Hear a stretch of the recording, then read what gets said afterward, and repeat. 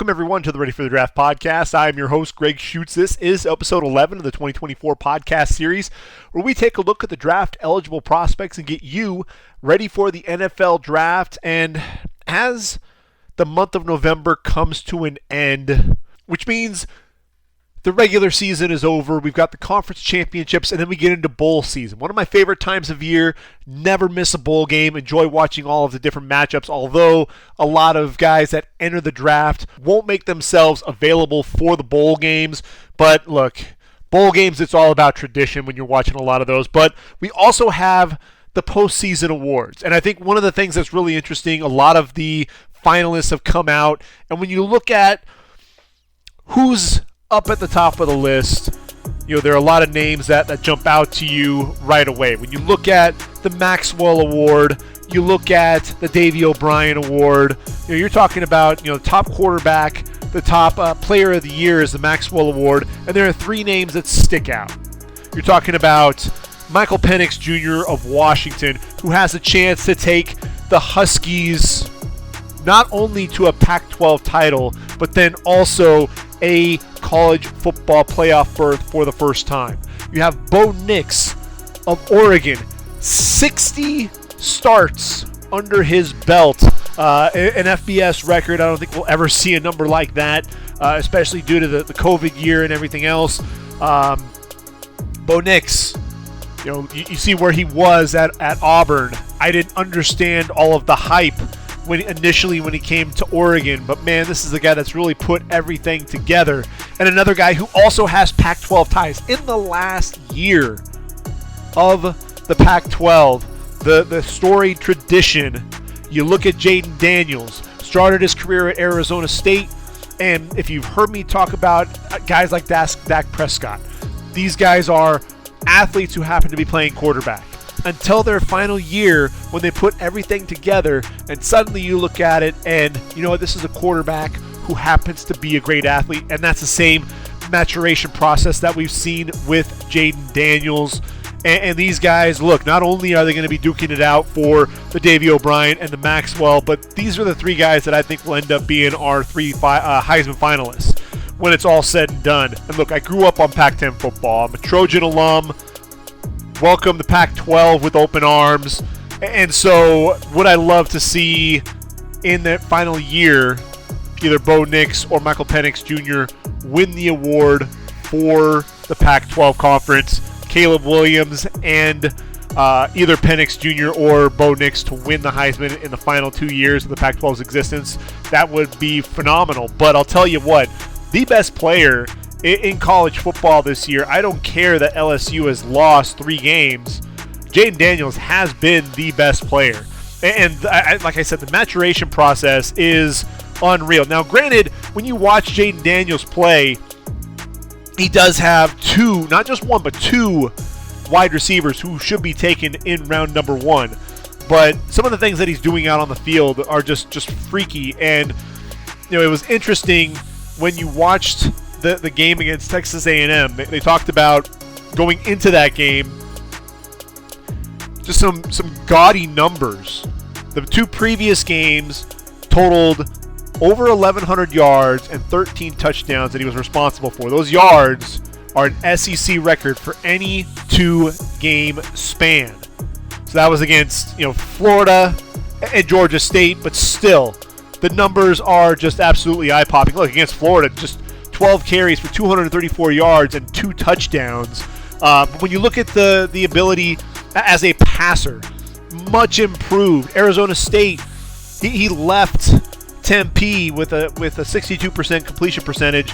He's up to 70% in his career at LSU with the 72.2 in his final season. Cleaned up all the interceptions. His last year there with the Sun Devils had 10 picks. 40 touchdowns, 4 interceptions in 2023, 3,800 yards passing, and he seems to really be comfortable in that offense.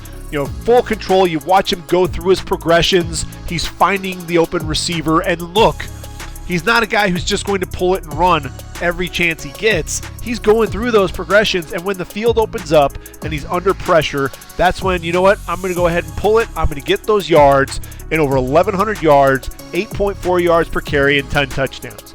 the numbers, they were showing stats, in the game, numbers that rival Joe Burrow, that rival Johnny Manziel, Jayden Daniels. To me, you look at, him as an NFL prospect, and that's really what this is about, what this podcast is about. For all the hype that Bo Nix and Michael Penix Jr. get, those two guys, along with Jayden Daniels and J.J. McCarthy, they're battling to be number 3 behind Caleb Williams and Drake May. And again, for all the hype that Bo Nix and Michael Penix Jr. have, everyone should be talking about Jayden Daniels, because to me, this is a guy that's going to be a first-round pick. I think that there's a good chance that he can end up being a top 10 pick when it's all said and done.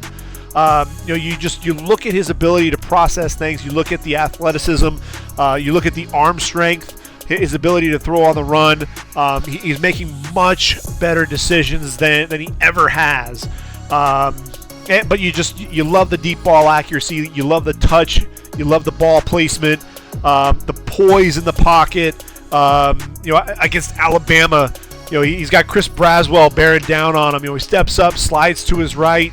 That side of the field finally opens up. He pulls it and decides to run. So the decision, again, when he wants to go ahead and take off, he's able to do that.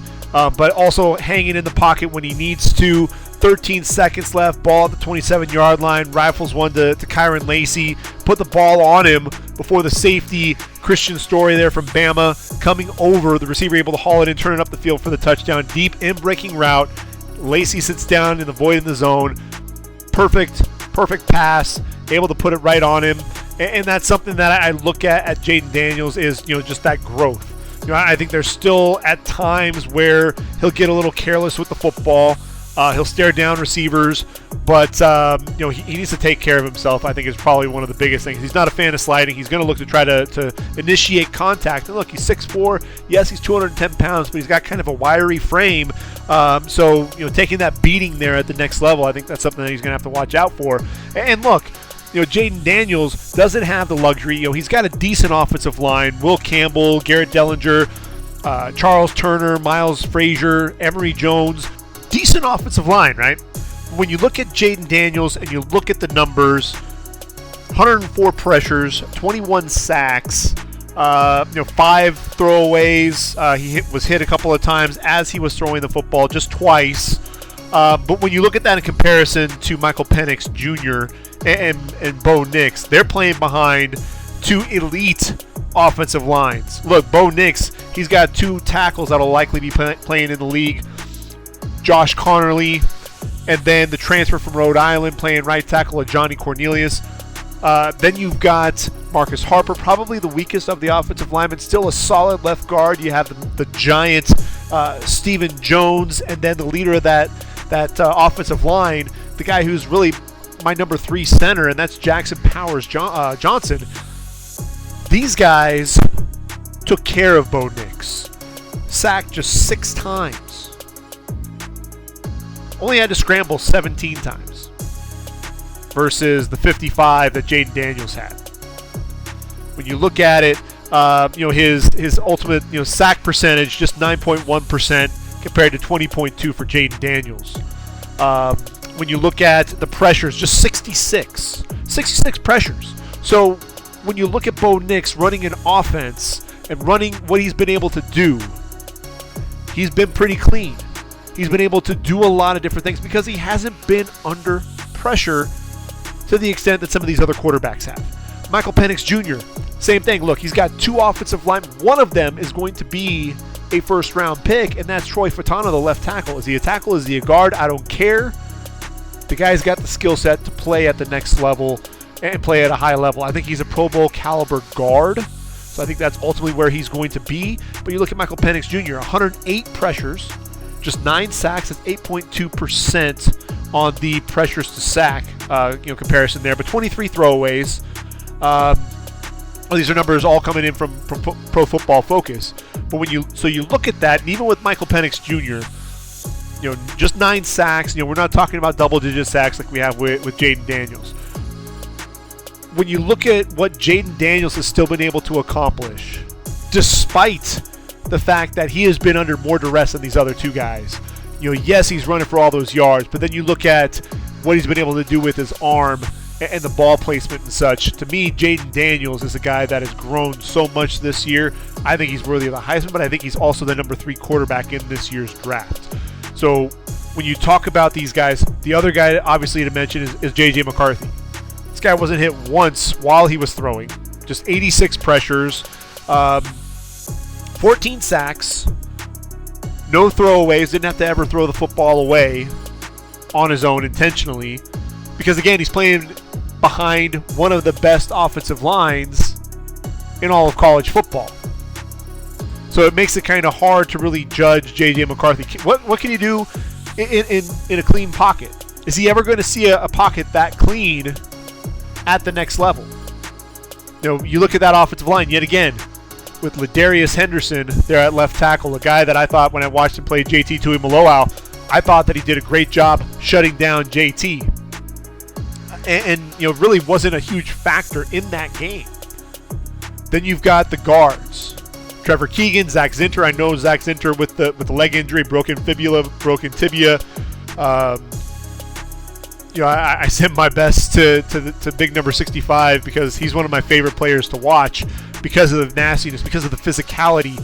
To me, he's a top 4 guard in this year's draft. I've got Fatanu, I've got Garrett Barton, and I've got Cooper Beebe. Right after that, it's Zach Zinter. At center, you've got Drake Nugent, the guy that came over from Stanford, a guy that I think is going to get drafted in the middle of day 3 at that pivot. And then at right tackle, you've got Carson Barnhart, you've got Miles Hinton, a couple of guys that have a chance to potentially play at the next level. But that's clearly the weakest link. And when you look at Michigan, though, and you look at J.J. McCarthy, again, they're a running offense. It's hard to really use that to kind of judge exactly what you're dealing with there with J.J. McCarthy. So to me, I look at these guys. What Jayden Daniels has done has really impressed me.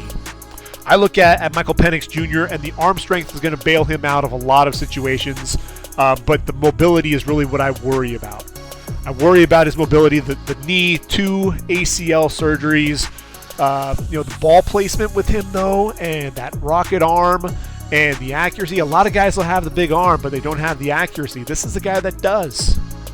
He just doesn't have the mobility that a lot of these other guys have, and that's really what worries me at the next level. I think Bo Nix doesn't have that arm strength, but he's a superior playmaker with his legs.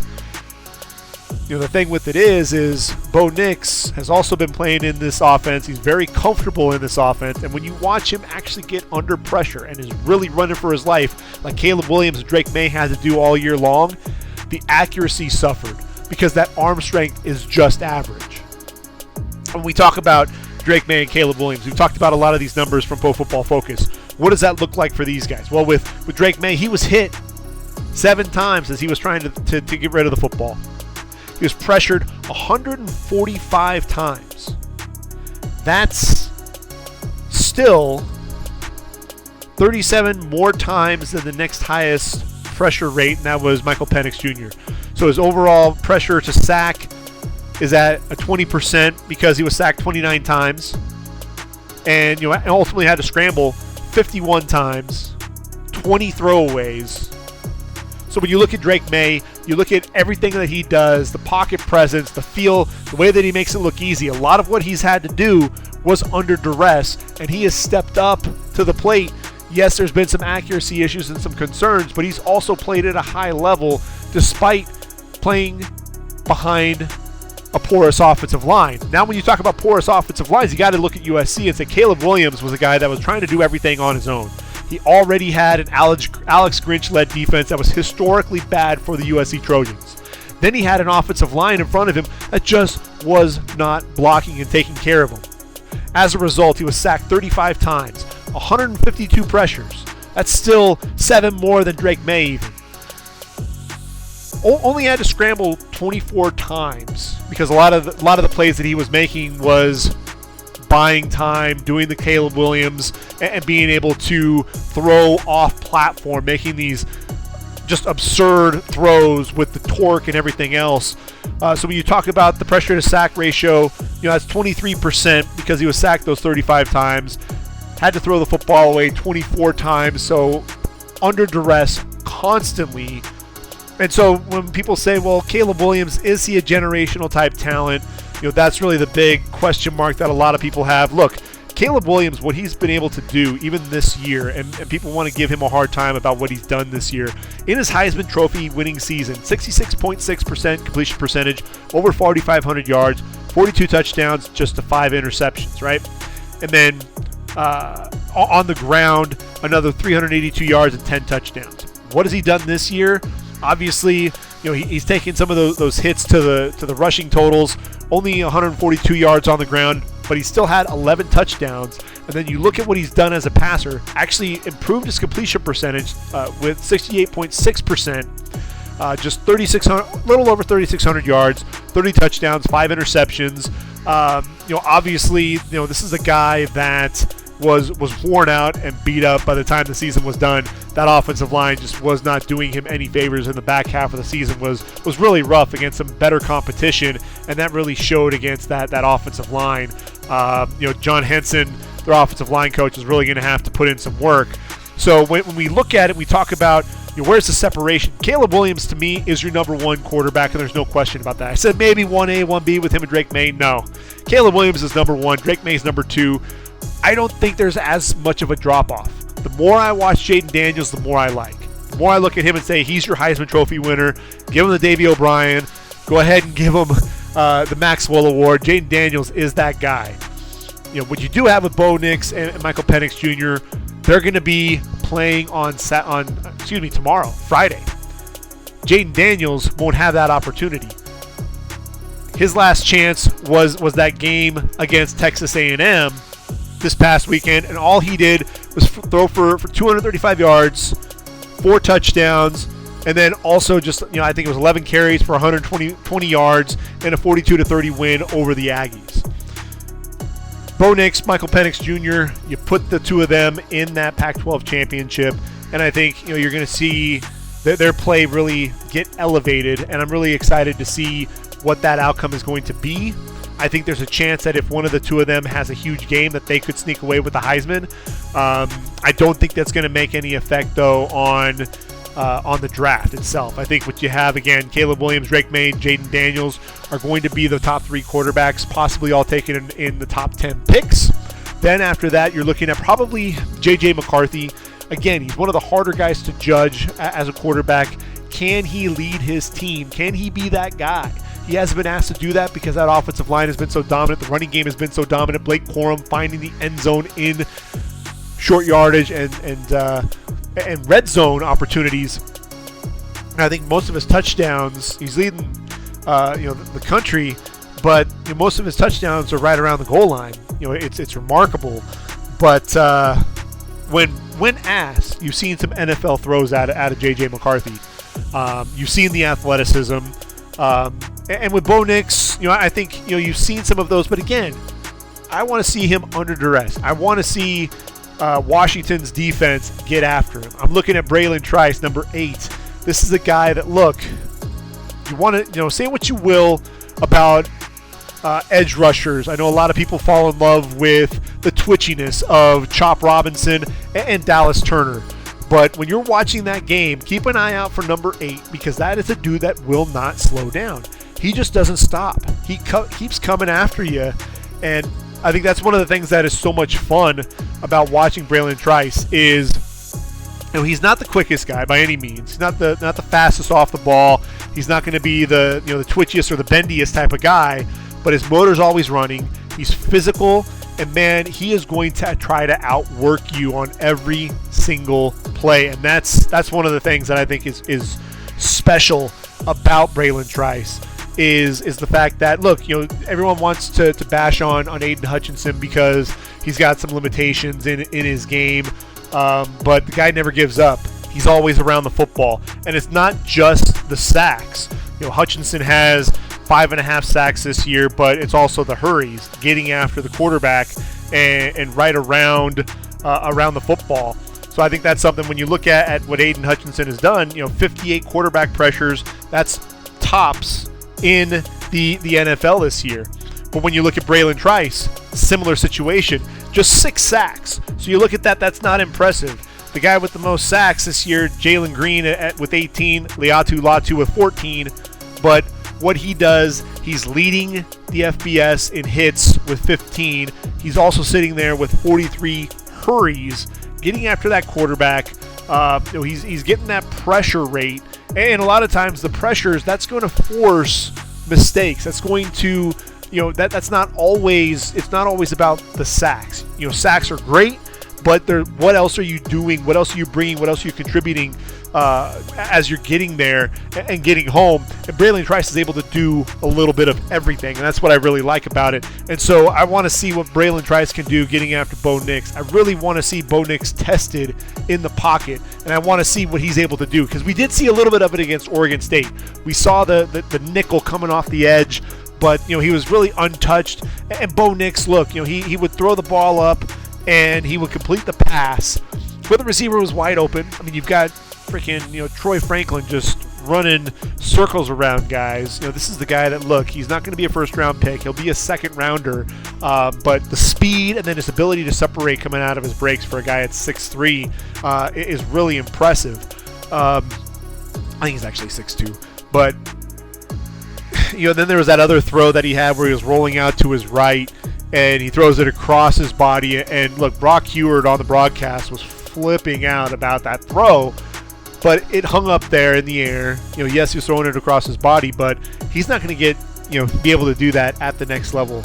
If he was going to make that throw, he's got to make it like Caleb Williams, actually put some juice on that ball and put it on his receiver in a hurry. And that ball just hung up in the air forever. But there were plays where you had that nickel coming off the edge. He had enough time, and he was able to hit a wide open receiver. So Nix needs to be under pressure. That's really the biggest thing for me with him. We talk about J.J. McCarthy and being able to step up and be the guy there at Michigan on a consistent basis. To me, Bo Nix, he's had the cleanest pocket of any of these quarterbacks.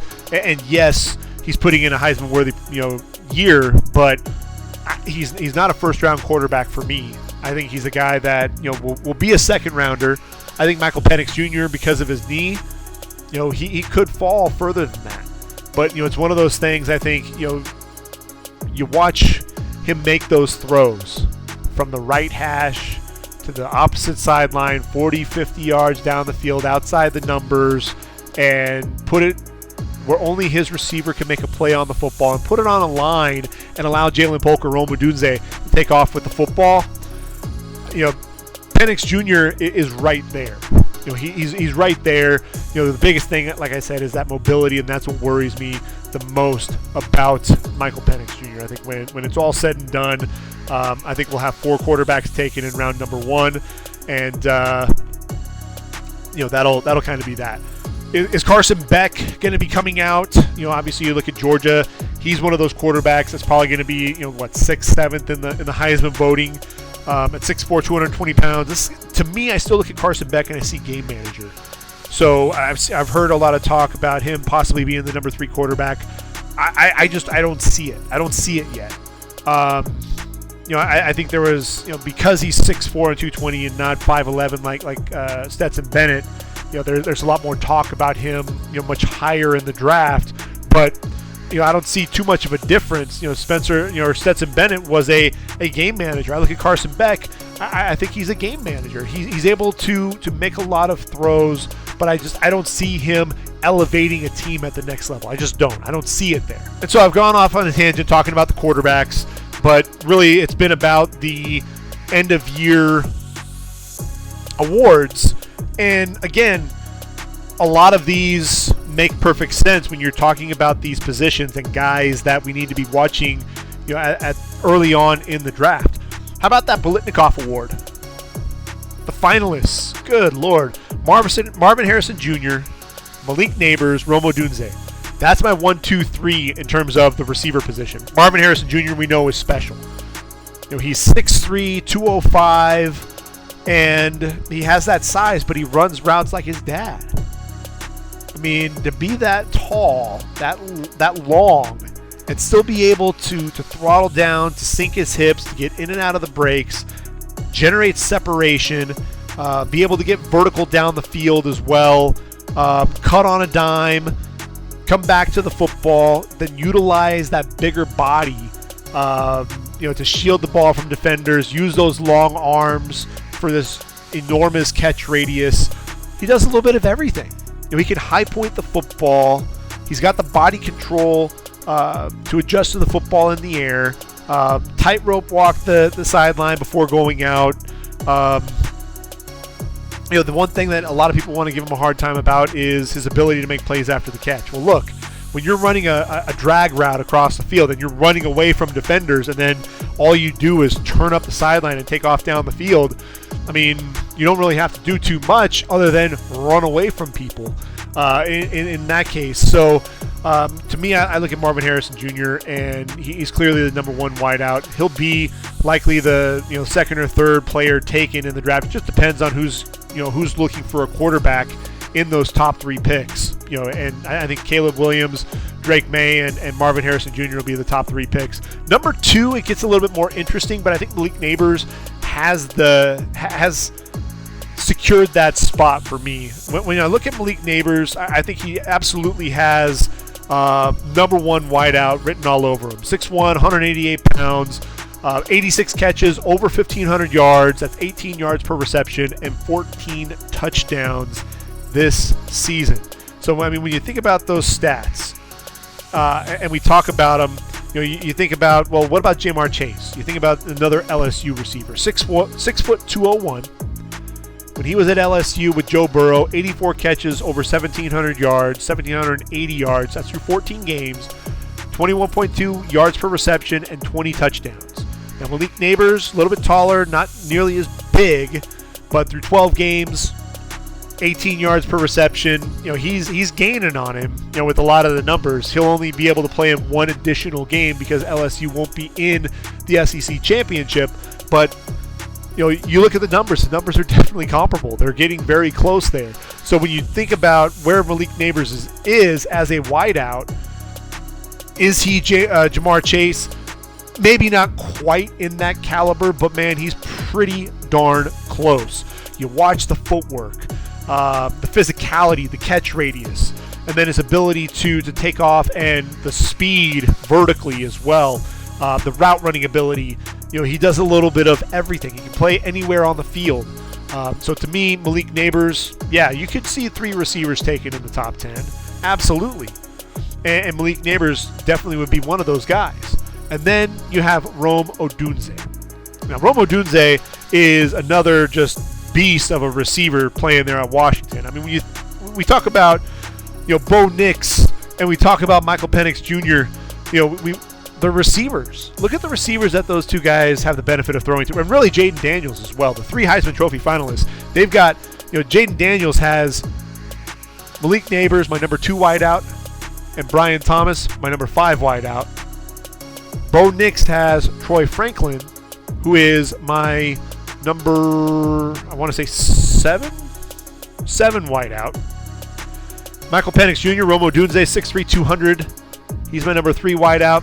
And then a little bit later on, I've got Jalen Polk and Jalen McMillan. They're probably in that 13, 14, 15 range, somewhere around there.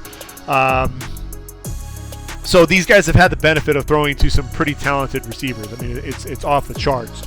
When Rome Odunze, this guy is special.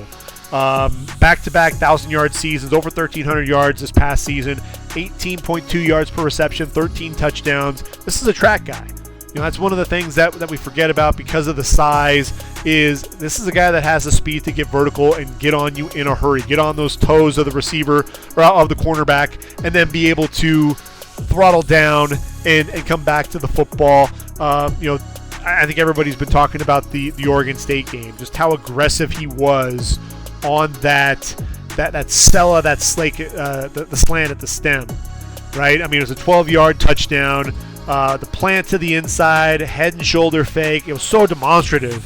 And then cuts it back to the outside, gets the separation that he needs, tracks the ball over his shoulder. Nice little sluggo for the touchdown.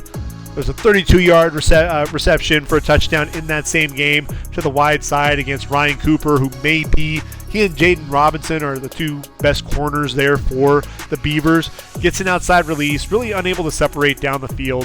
Penix really throws him open on a back shoulder throw, adjusts to the football, able to make a play on the ball and haul it in. Uses that big body to his advantage, gets late separation, doesn't really extend that arm and shove, but he's able to get that late separation. Has a knack for being able to do that.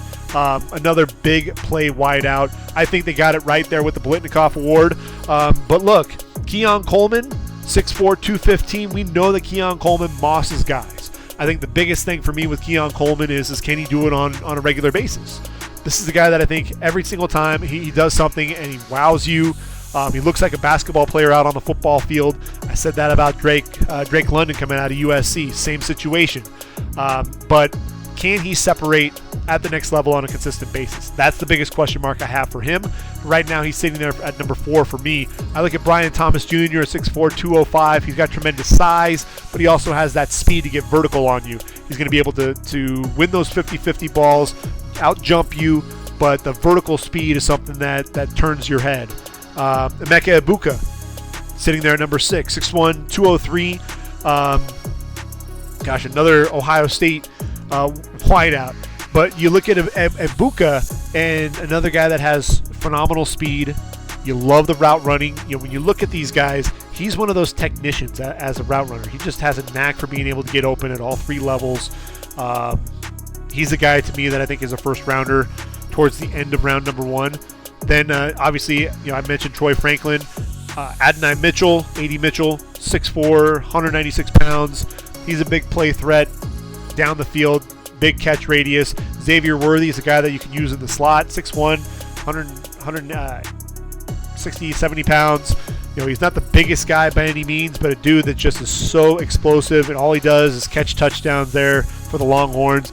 And one other receiver to mention is Xavier Legette out of South Carolina. Now look, I think when you look at Legette, he really burst onto the scene this year. A guy that really helped himself more than any other wideout, right? And, before this season, you're talking about a guy that had, 423 yards receiving and just 5 touchdowns. Really, he was not the focal point of the offense. You think of Juice Wells. Antwain Wells was that wideout, especially going into the 2023 season. Everyone was talking about Juice Wells. Then he breaks his foot, gets hurt. Xavier Legette is now the guy. And boy, did he respond in a huge way. 71 catches, 1,255 yards, 7 touchdowns, and 17.7 yards per reception. Now, the guy that he reminds me of, again, at 6'3", 227, reminds me of DK Metcalf. What did he weigh in at the Combine? 6'3" 3/8", 228 pounds. The arm length is ridiculous. Just under 35 inches. But ran a 4.3 340. And, the biggest thing was the short shuttle, the 3-cone drill. That's where he struggled. But, man, dude could jump out of the building, bench press 225 27 times. When you look at the stats there at Ole Miss, just 26 catches, 569 yards, 5 touchdowns, but 21.9 yards per reception. So you look at the productivity, I wouldn't really worry about that with Xavier Legette. Really want to see what he does at the Combine, how he tests. Is it going to be comparable to DK Metcalf? I think he's going to end up being an early day 2 receiver and a guy that I think can help teams be that physical presence, much like we see with DK there with Seattle. So kind of getting again off on a tangent when we're talking about receivers, but that's part of what I wanted to do was kind of take these end of year categories and kind of build off of them from there, because I think a lot of these guys are your top players at the different positions. I'm looking at the Chuck McNarick Award for the Defensive Player of the Year, and there are 3 guys here who are all going to be playing at the next level, could be playing at a high level at the next level. Laiatu Latu out of UCLA, Dallas Turner of Alabama, Peyton Wilson of NC State. Look, with Peyton Wilson, he can end up being one of the top linebackers in this year's draft if the medicals check out. He's got shoulders, he's got knee, all kinds of injuries. But man, if things check out, he's just a freaking football player, man. And that's one of the things that, it's just so much fun to watch Wolfpack football when he is out on the football field. He's 6'4", 235 pounds. Sounds a lot like Jack Campbell, right? A bigger linebacker. This season, healthy, 138 tackles, 17.5 going for loss, 6 sacks, 3 interceptions, 6 pass breakups, and a partridge in a pear tree. I mean, look, in his career, over 400 tackles, 402 to be exact, 48 tackles for loss, 15 sacks, 7 interceptions, 13 pass breakups. The guy does a little bit of everything. He's got the nose for the football, ridiculous tackling radius, just sideline to sideline, just the versatility as a playmaker. But again, how does that shoulder, had that shoulder surgery in 2021, has battled some knee injuries as well. And so that's really going to be the biggest thing for him. How does that check out? I think he's a guy that could be a first-round linebacker if the medicals check out. That's going to be the biggest thing. Another guy where the medicals are going to need to check out, that's going to be Laiatu Latu of UCLA. This guy may be my favorite player in the entire draft, and that's coming from a USC Trojan. So this dude's got to be a stud, right? So with Latu, he's 6'4", 265. If you know his career, he started at Washington and ultimately had a neck injury that ultimately caused him to, Washington's staff medically retired him, right? So that was injured in November of 2020. In early 2021, that's when he was medically retired. In fall of 2021, he's cleared by an independent doctor.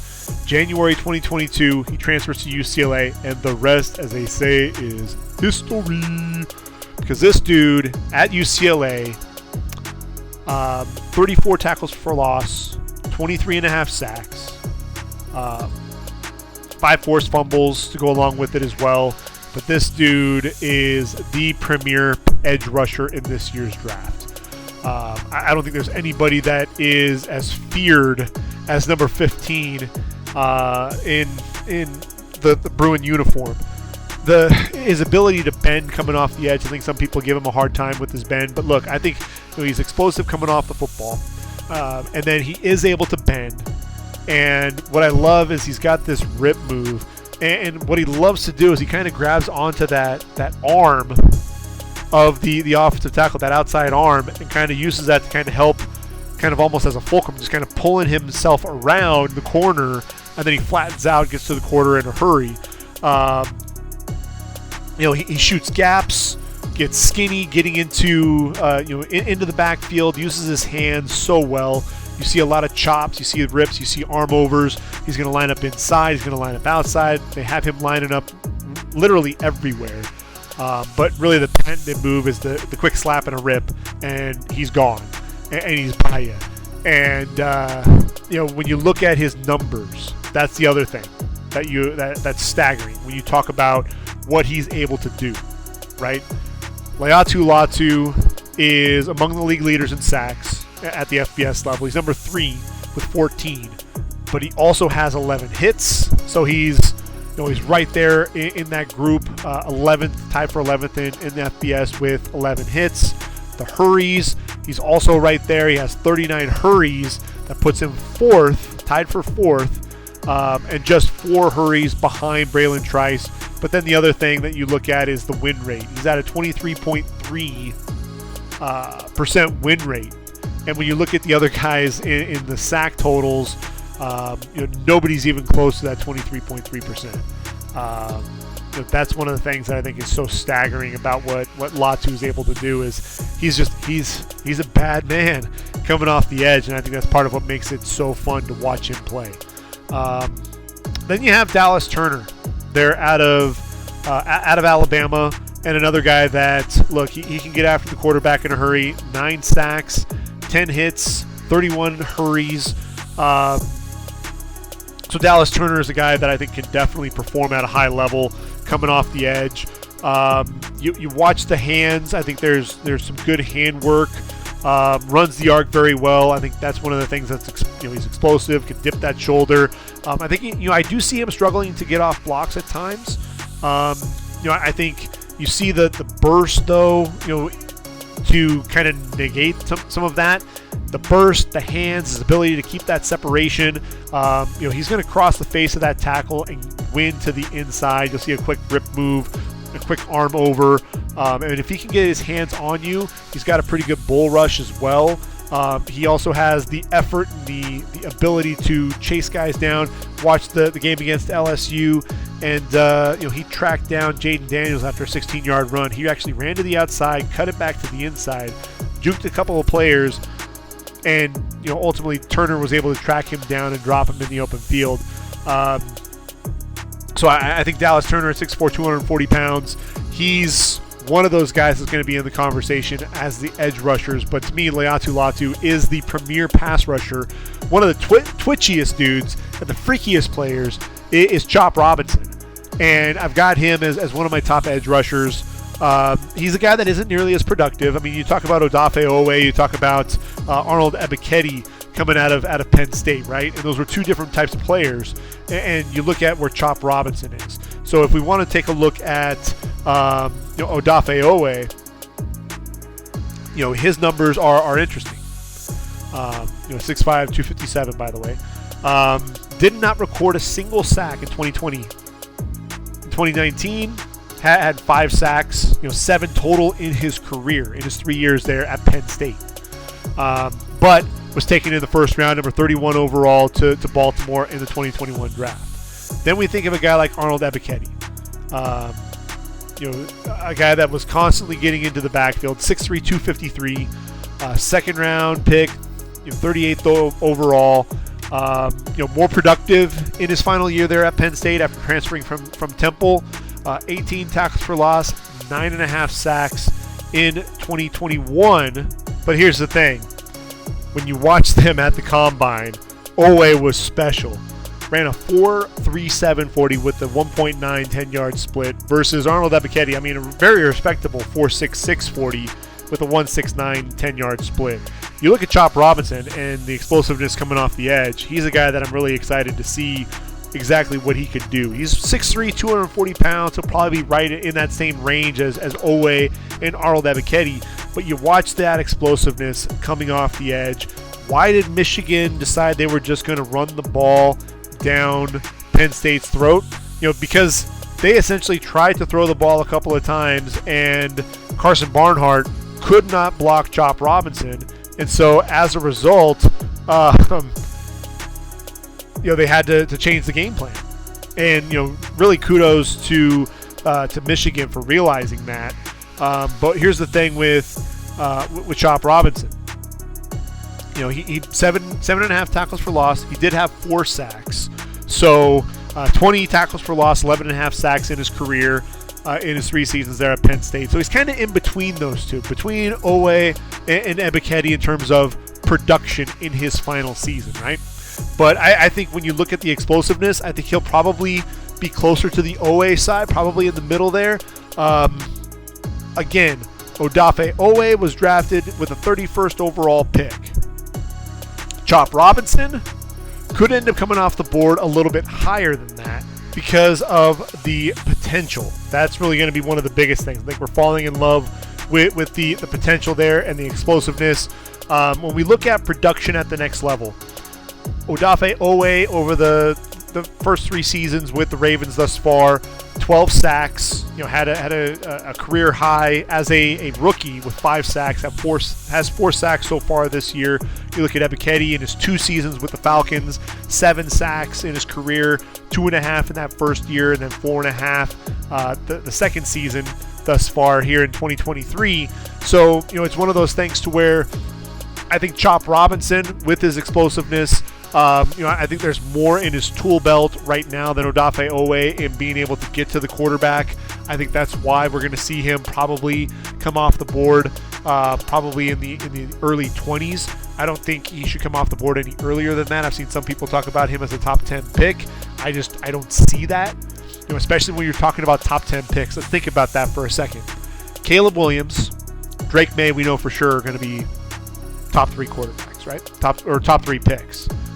Jayden Daniels has a good chance to be a 3rd quarterback taken in the top 10. So we've got 2 or 3 right there, right? Already at the quarterback spot.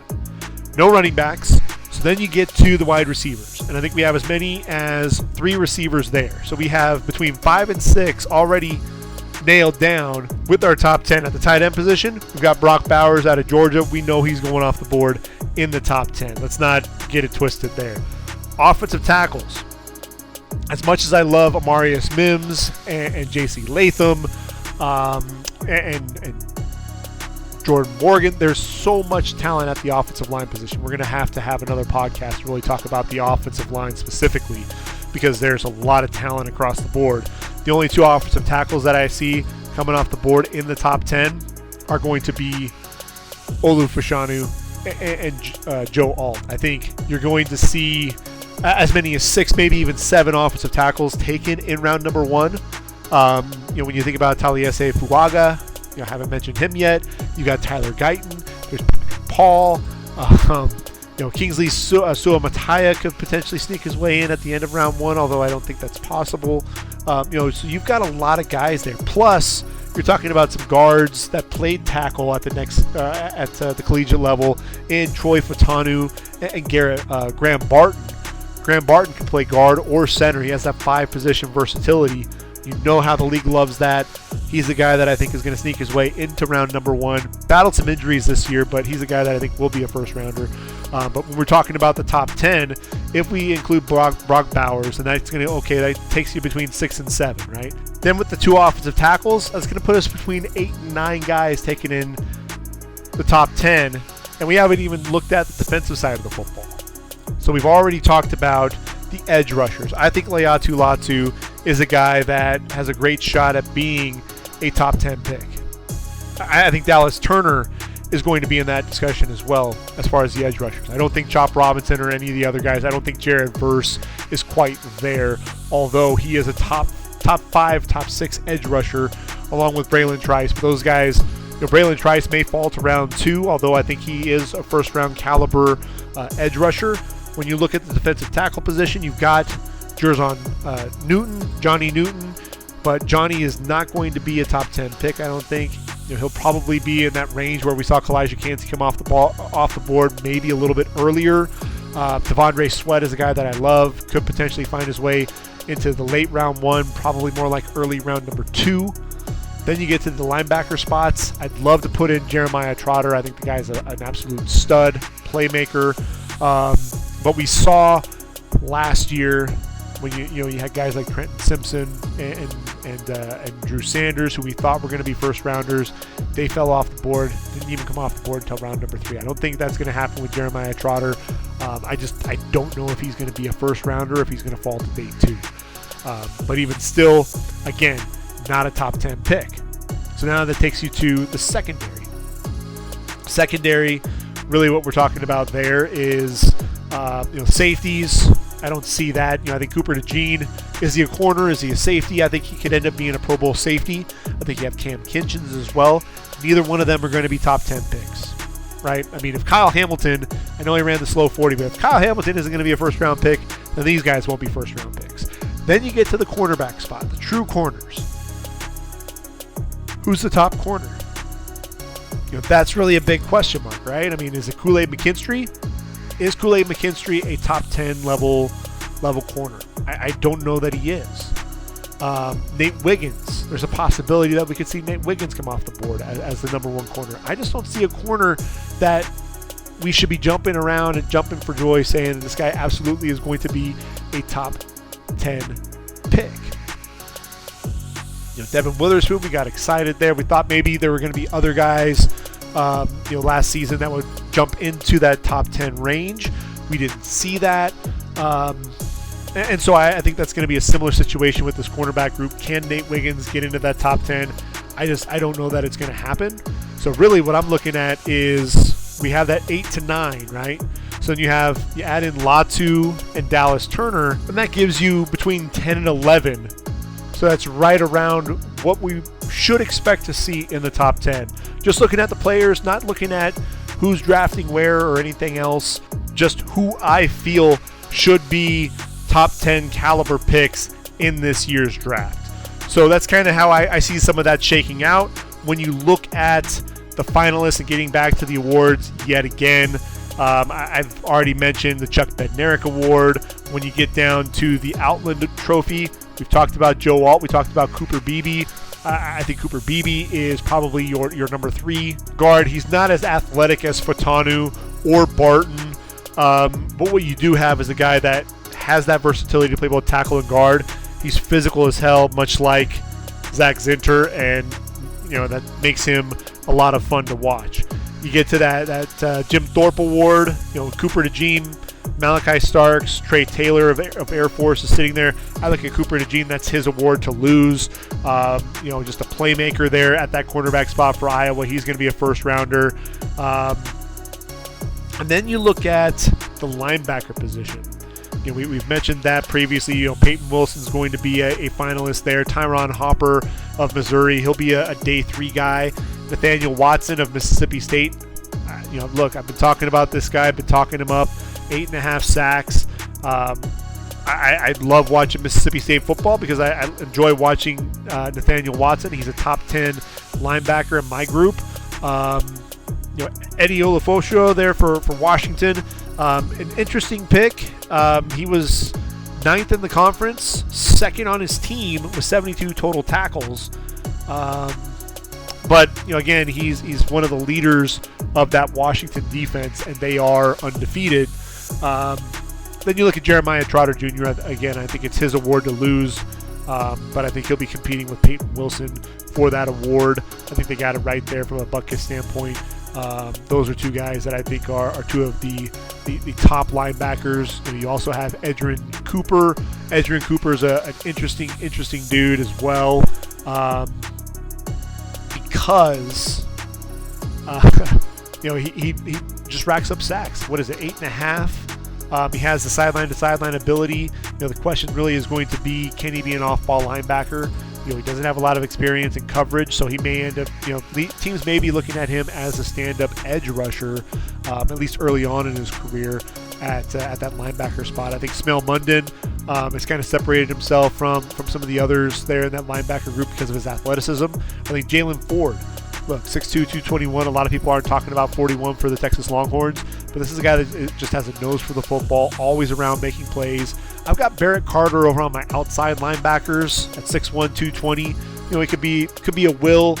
He's kind of that new age linebacker, and a guy that I think, could he be a first round pick? Possibly. He does a little bit of everything.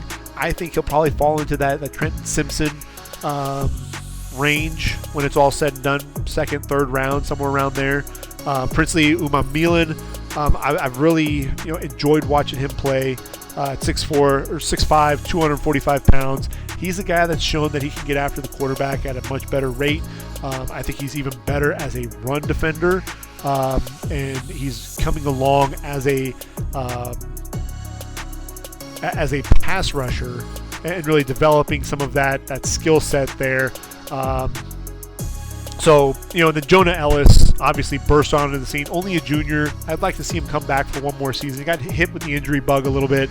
The spin move is deadly there at that outside linebacker position. I mentioned D tackle, and when we look at the year-end awards, T'Vondre Sweat there at that Outland Trophy Award, battling it out with Joe Alt and Cooper Beebe. T'Vondre Sweat is a huge dude. He's 6'4", 362 pounds, and yet he's a guy that gets in and will be disruptive against the pass. That's one of the things that's crazy, is this guy's not just the guy that's going to take up a lot of space. He's the guy that's going to make plays around the line of scrimmage. 17.5 tackles for loss, including 8 this past season. 5 total sacks in his career, including 2 this year. 13 pass breakups in his career as well. This is a guy that is, again, he's a guy that can also get after the quarterback, and that's something that you don't always see from a guy at 6'4" and 362 pounds. You just don't. And that's one of the things that I think makes T'Vondre Sweat special. I've already mentioned Johnny Newton. This is a dude that knows how to get after the quarterback. He's a lot of fun to watch. Leonard Taylor's is an athletic freak. They're coming out of Miami. Chris Jenkins has the bloodlines. He's a guy that does a lot of the dirty work there for Michigan. Byron Murphy II is the versatile athletic type there for Texas. And same with Tyleik Williams. Look, 6'2", 290 pounds. Explosive, a guy that's going to get up the field in a hurry. McKinley Jackson, he'll play the nose for you at 6'2", 325, and is going to be stout at the point of attack. I'll give you a name of a sleeper at the defensive tackle position. Watch Tulane play. Watch number 0, Patrick Jenkins. Hard to miss because of that number 0. 6'2", 286, a little undersized. But man, this is a guy like Johnny Newton. He's going to want to get into the backfield. He's going to want to be disruptive, and he's going to chase down quarterbacks. he's one of the guys that, again, I have a ton of fun watching him play at one of my favorite group of 5 guys to watch play. 20 tackles for loss, 8.5 sacks in his career, 11 tackles for loss, and 5.5 sacks this season. When we look at the defensive ends, Jared Verse is the guy that's continuing to develop as an edge rusher. He's 6'4", 251. Look, this guy was a tight end at one point there at Albany, and he's developed into one of the premier edge rushers. So really kudos to him in terms of that work ethic.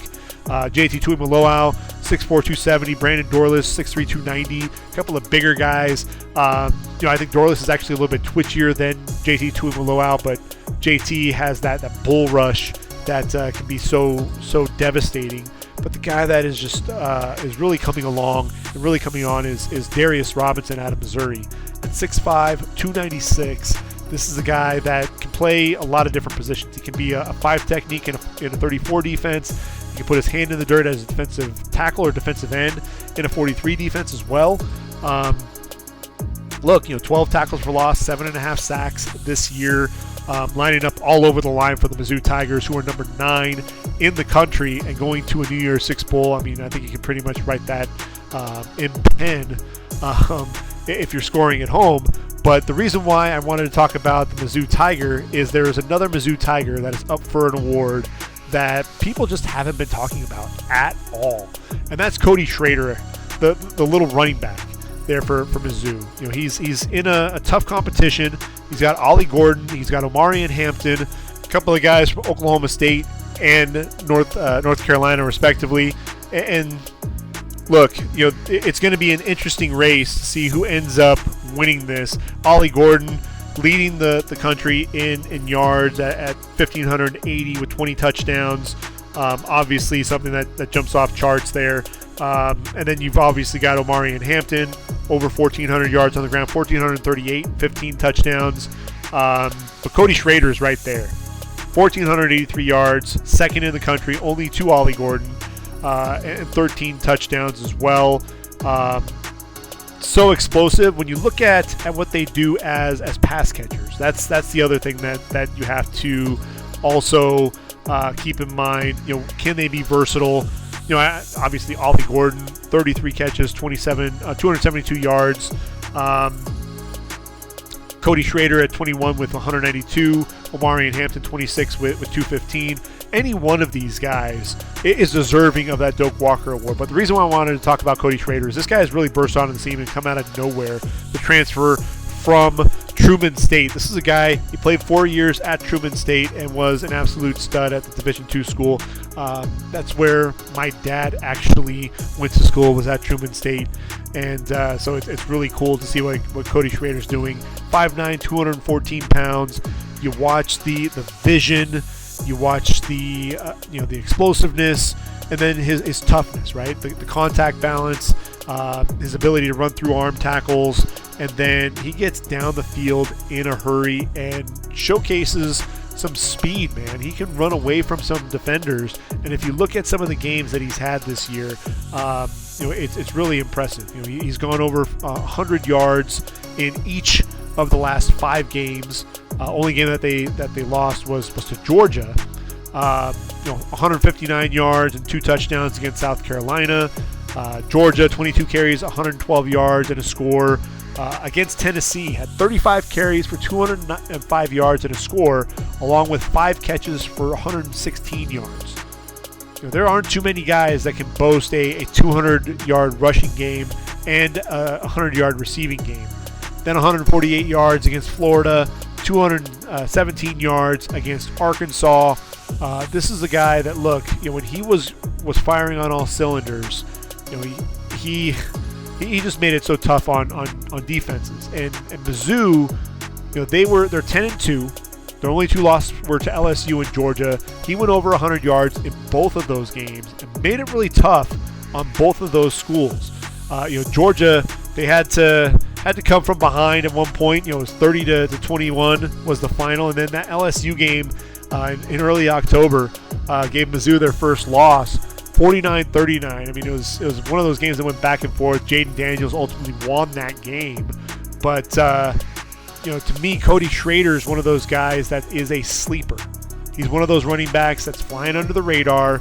You look at him, he may not even get himself drafted. I think ultimately he's worth a day 3 flyer.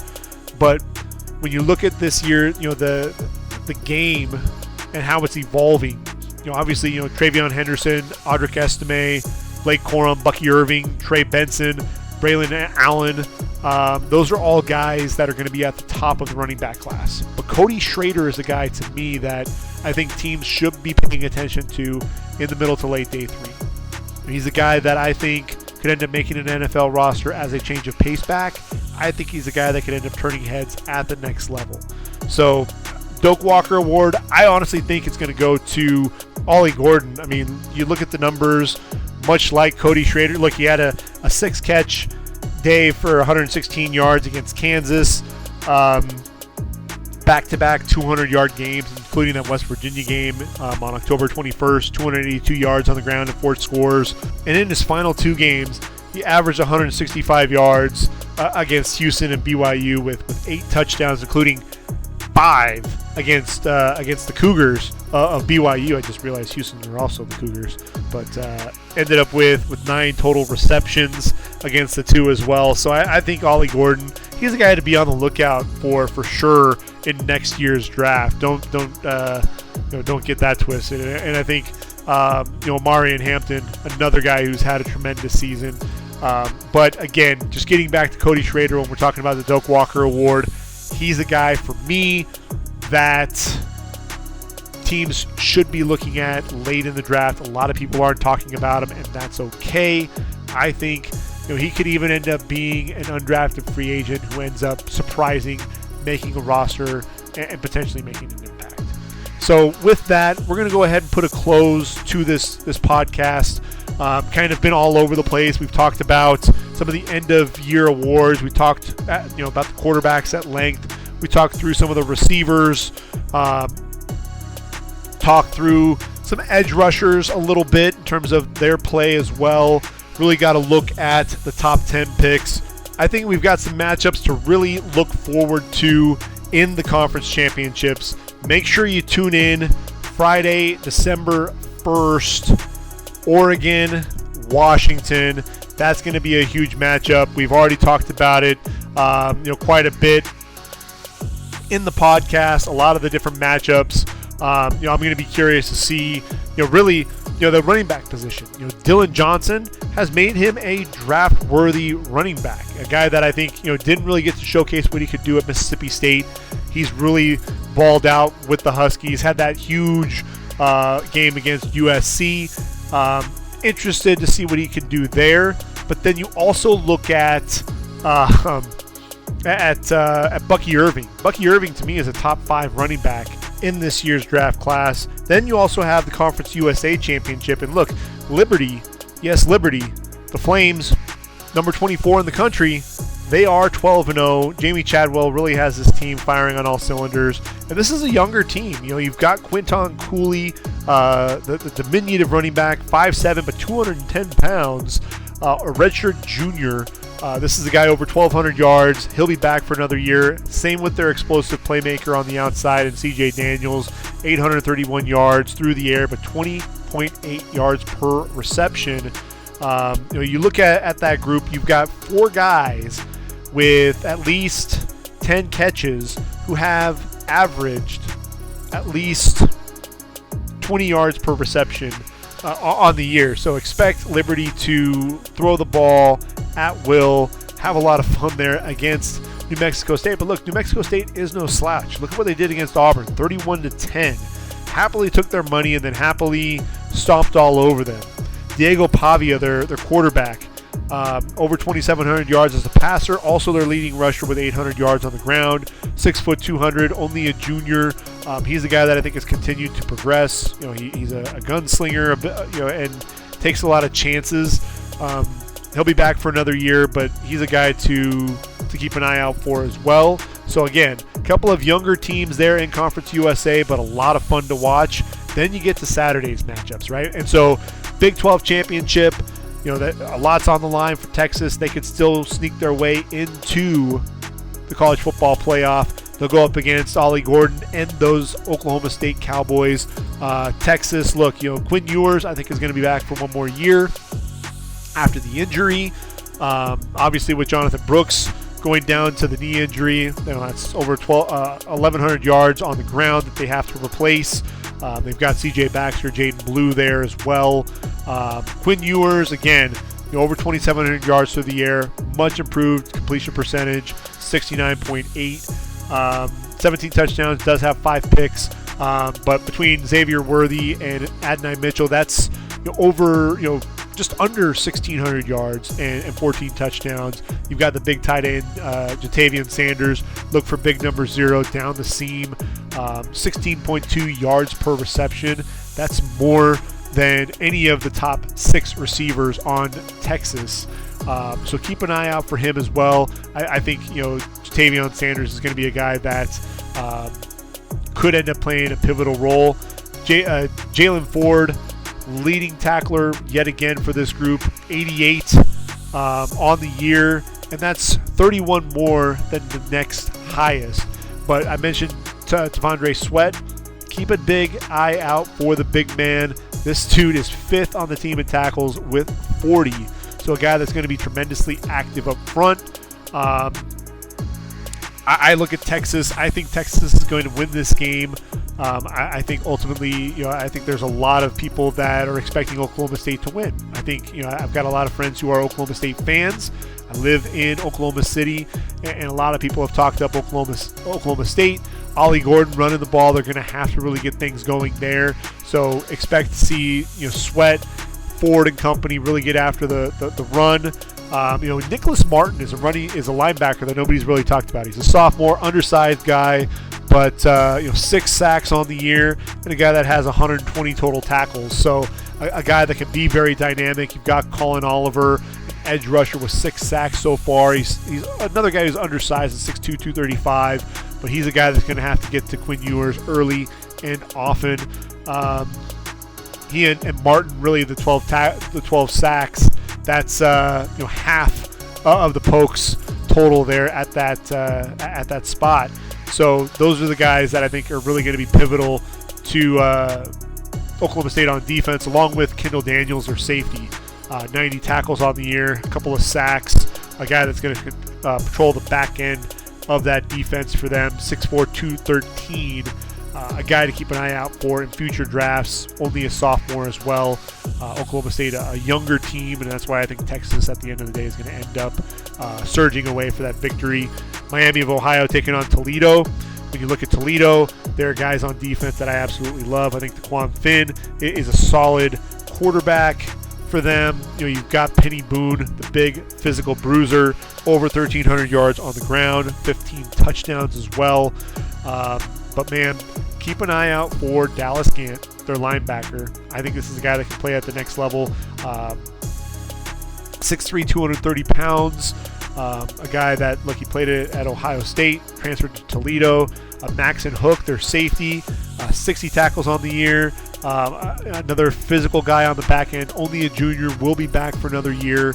But Quinyon Mitchell is my guy. 16 pass breakups. This is a dude that has tremendous ball skills. 6 foot, 196. He's in my top 5 at the cornerback position. 5 interceptions in 2022. They just don't want to throw his way very often in 2023. But they're taking on Miami of Ohio. Kind of an upstart program there. Look, they're 10-2, finished first in the MAC. In the East, led by Brett Gabbert. They've got Gage Larvadan, and then Matt Salopek is their linebacker at with 125 total tackles on the year. He's the veteran leader, 6'1", 230. I feel like he's been there a lot longer than that. That's only be a junior.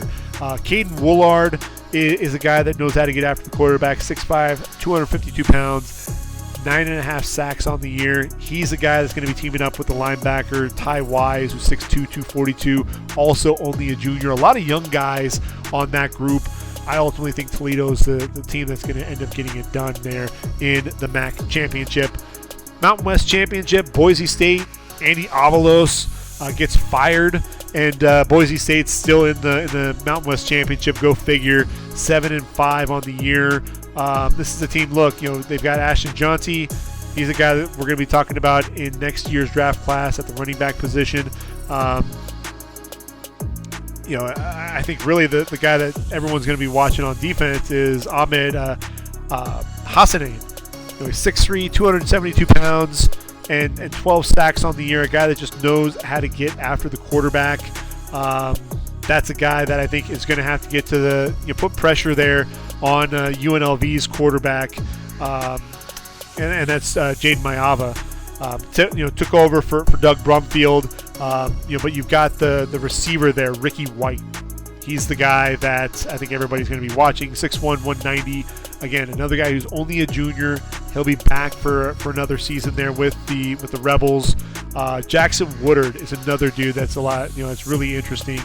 Followed his head coach Barry Odom to UNLV from Arkansas. 6'3", 230 pounds. He's the guy that I think can end up playing at the next level. A versatile athlete, but again, he's only a junior. He's coming back for one more year. They also have Jose Pisano, who is up for the Lou Grozo Award. He's one of the finalists there. This is a toss-up for me. I think ultimately at the end of the day, UNLV, I'm a big fan of Barry Odom's. I think he ends up getting it done there for the Rebels in their first Mountain West Championship. You look at Georgia taking on Bama. I look at what Bama did against Auburn, squeaking by. Jalen Milroe, yes, he's improved as a quarterback, but this guy's living dangerously. I think Georgia's going to take it to him. I think you're going to watch out for the corners on the outside. I think that Kamari Lassiter is going to be locking down Jermaine Burton. He's going to be locking down Isaiah Bond, whoever he's going to be covering. I think that defense up front, Nazir Stackhouse at the nose tackle spot, Smell Munden, and then obviously some of the younger guys like CJ Allen, Michael Williams. They'll be getting after Jace McClellan. Keep an eye out for some of those matchups there on the offensive line. J.C. Latham there for Alabama going up against the likes of Smell Munden and Michael Williams. They're just going to throw a lot of different guys out there. He and Caden Proctor, especially with Caden Proctor, the mammoth left tackle, they've struggled with some speed rushers, so keep an eye out there.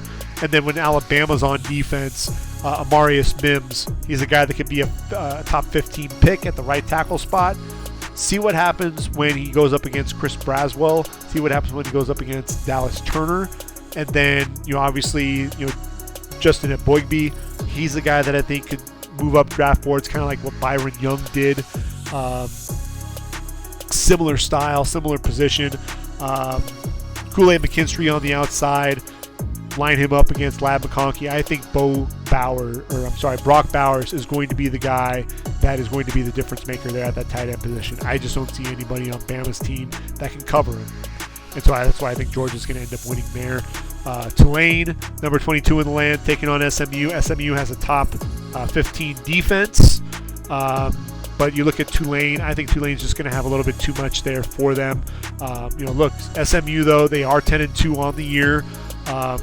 Preston Stone, a nice young quarterback there for SMU. Jalen Knighton, the transfer from Miami, he's ultimately going to be your top running back. But the guy to really watch out for is R.J. Maryland. He's only a sophomore, but 6'4", 233 pounds. He's their leading receiver, 29 catches, 462, and 7 touchdowns. He's a guy that I think is an NFL caliber tight end. They've got a couple of guys on defense that can get after the quarterback, namely Elijah Roberts. He's 6'4", 278, 8.5 sacks. He is a senior.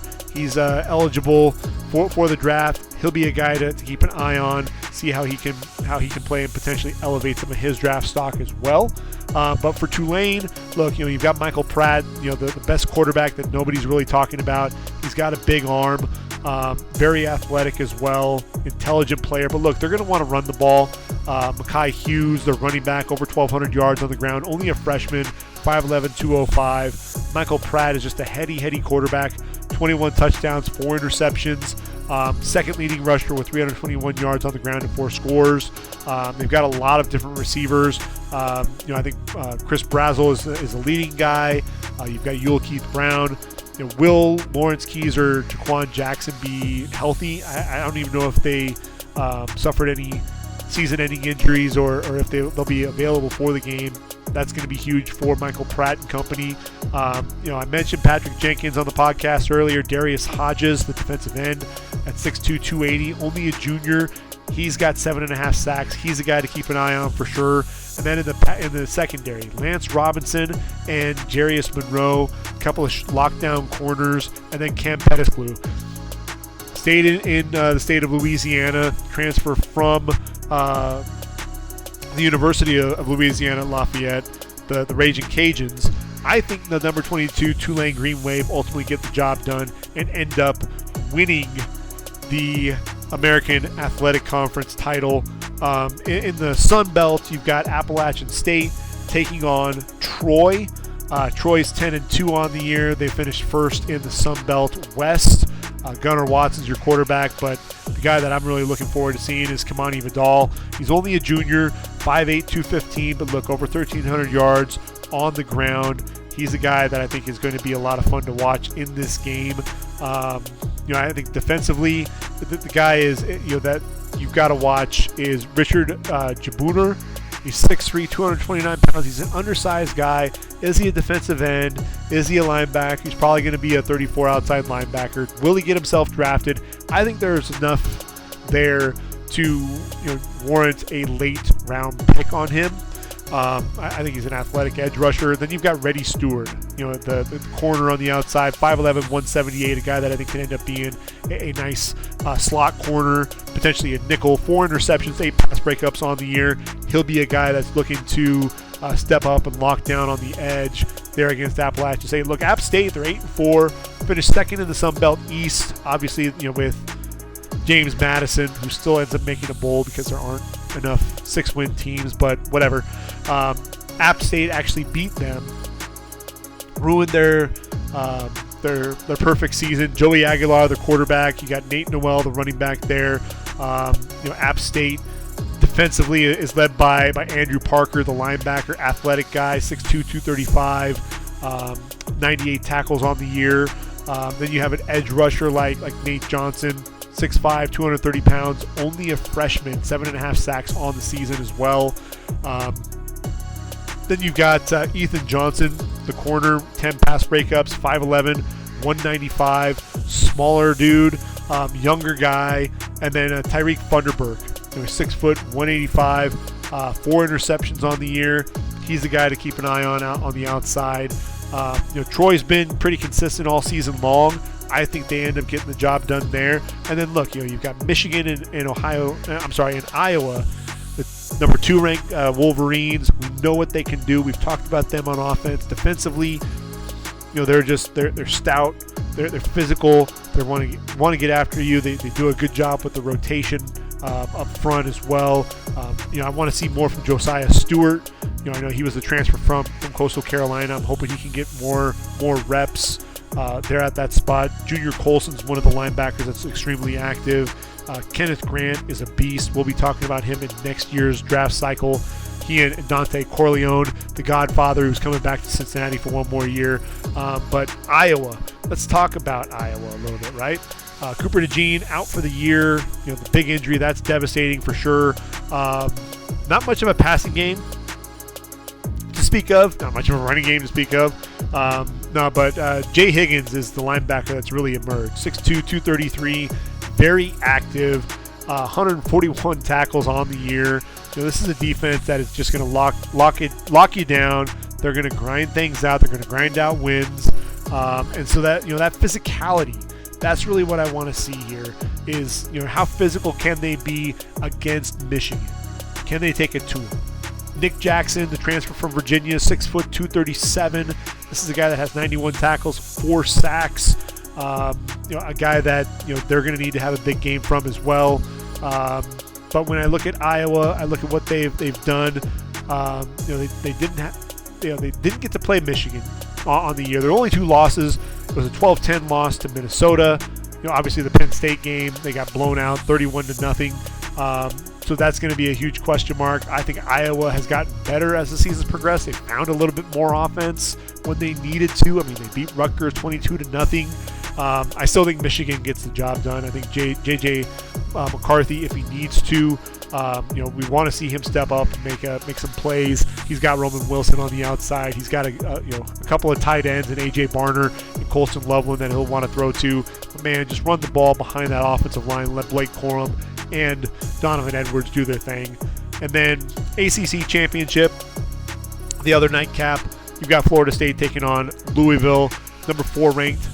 Seminoles, obviously we know Jordan Travis, the devastating injury, goes down for the year, just devastating. This is a guy that I thought was putting together a pretty nice argument for a Heisman campaign with over 2,700 yards passing, 20 touchdowns and just 2 interceptions, 7 touchdowns on the ground as well. And a guy that I do have in my top 10 quarterback rankings, even with the leg injury. When that leg was kind of pointing off to the left against North Alabama, that was really a scary sight to be, for sure. But stepping in is Tate Rodemaker. You think of Ohio State, you think of Cardell Jones stepping in. What's going to happen here with Tate? Obviously, Keon Coleman, we know what he can do. The 11 touchdowns on the year. Johnny Wilson, big physical receiver, a guy that can get down the field, 6'7", huge catch radius. Concentration drops are the biggest concern there. Jaheim Bell is another guy to keep an eye out for as a pass catcher for Florida State. And then defensively, I've already mentioned Jared Verse, a guy that knows how to get after the quarterback. Kalen DeLoach is an interesting guy. The linebacker, 63 tackles, leads the team with Tatum Bethune, but also seven sacks. So keep an eye out for the 6'1", 212-pound undersized linebacker, but a guy that's going to look to shoot gaps, get into the backfield, make some plays. Tatum Bethune's a little bit bigger guy. Interior presence, 6'1", 230 pounds. Fentrell Cypress is one of the better corners, along with Renardo Green. So all these guys, are going to be looking to make some plays there on the back end of the defense. Braden Fisk, the transfer from Western Michigan, has been a presence on the interior of that line. 3 sacks on the year from the interior. They've got some young guys like Patrick Payton, who's racked up 5 sacks as well. I think that there's enough defensively to really put some pressure on Louisville. They've got Jack Plummer there, who's been a staple of Jeff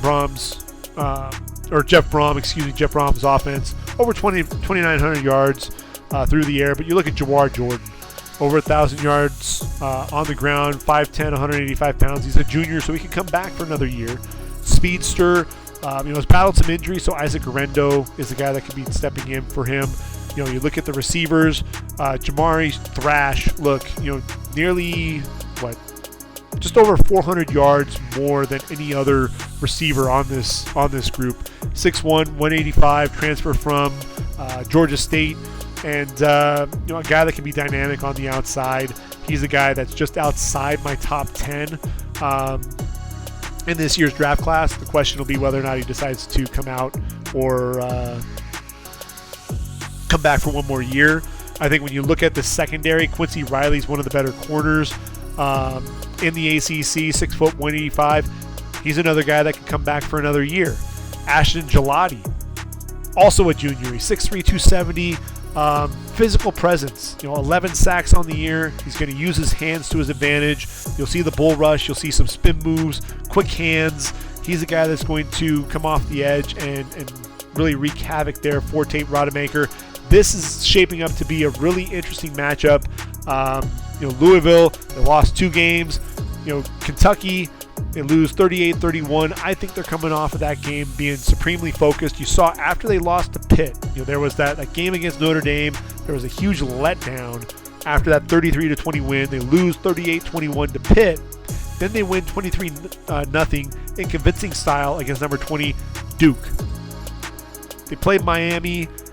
That was a huge battle, back and forth, 38-31 win. They end up losing 38-31 to Kentucky. I think they rebound. I think they get the job done against Florida State. I think Tate Rodemaker, we saw against Florida, not a ton of offense in that game. They end up winning 24-15. I think they're going to lean on Trey Benson, The guy can not only rush the football, he can also catch the football out of the backfield as well. 838 yards on the ground, 14 touchdowns. You love the physicality, the contact balance, but again, the soft hands. 18 catches, 212 yards. That's 11.8 yards per reception. Did have that 180-yard reception, taking it to the house earlier in the season. I ultimately think that if Ashton Gelati and company can put some pressure on Tate Rodemaker, Quincy Riley sitting there on the back end of that defense, he's going to be chomping at the bit to make some plays. I ultimately think that Louisville is going to get that upset. And so when we're talking about the college football playoff, when we look at who's going to win, I think Georgia will be your number one. I think Michigan ultimately will be your number two. I look at Washington and Oregon, and honestly, this one's going to be a coin toss. Oregon, I love their physicality. I love the way that they're playing right now, but Washington just still seems to find a way to win. And that's one of the things that I think Washington did that to them once already. It's hard to beat a team twice, but I just look at UW. They're not playing in Autzen Stadium, so I'm going with Washington. That's number 3. And then you're looking at number 4. Who's going to be number 4? Is Ohio State going to get in there? I mean, they're not even a conference champion. Alabama loses their second game. They're not a conference champion either. I ultimately think there will be a situation to where Oregon's a 2-loss team. They're not getting in. So it's shaping up for Texas. 1-loss Texas. Their only loss to Oklahoma, Red River rivalry. 15 seconds to play. Nick Anderson catches the pass in the back of the end zone. I think it was a 15-yarder from Dylan Gabriel. That's what kept Texas from a perfect season. I think that there's going to be a way that Texas ends up sneaking in. When you talk about the top 4 teams, Ohio State has performed at a high level. Who was Texas beaten? I think the argument still goes back to, well, they beat Alabama.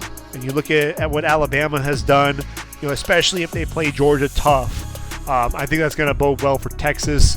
The teams that'll be in front of them, Oregon at number 5. Oregon will have 2 losses. Alabama sitting there at number 8. They're kind of out of things. And so Alabama will have a loss. They'll be out of it as well. Florida State, they just lost to Louisville. That's their first loss. So do they still make it in? I think because Jordan Travis is not there, I don't think he makes it. Or Florida State makes it in. So then the question becomes Ohio State or Texas. And I think with Texas as a conference champion, I think that's ultimately what ends up tipping the scale in their favor. Ohio State already fell 4 spots in that loss to Michigan. So Georgia, Michigan, Washington, Texas, with the caveat, that I think there's a chance that we could see Ohio State sneak in there. But I really think as a conference champ, Texas has the pedigree. They have the star power on that team as well. And when you look at the matchups after that, Texas and Georgia, you want to talk about some blue bloods. There you go. And then Michigan taking on Washington. I don't know what it is with Michigan, potentially lining up against another team wearing purple. We know what happened last year when they went up against the Horned Frogs. I would love to see Michigan in that ground attack against Michael Penix Jr. and that passing attack. And then with Georgia against Texas, Texas, they've got some young guys, Anthony Hill and company. Can they slow down Brock Bowers? The physicality up front. Can they slow down that rushing attack? That's really where Georgia loves to get things going. Really force Carson Beck to not just be a game manager, but can he be the guy to lead this team to victory? That's going to be a huge question mark there. Texas, obviously, Quinn Ewers would have to have a huge game because you'll be relying on that running game. And Georgia is going to get after that run, which would then open up that pass. And you're going to have guys that will probably come off the board early on day 2 in Xavier Worthy, Adonai Mitchell, and Jatavion Sanders in that passing attack. And so that's really going to make things interesting. But obviously, before we'll be talking about these matchups again. Obviously, when we start getting into bowl season, we'll talk about who to keep an eye out for, at least one draft prospect for each bowl, each participant in every bowl game. We'll talk about some of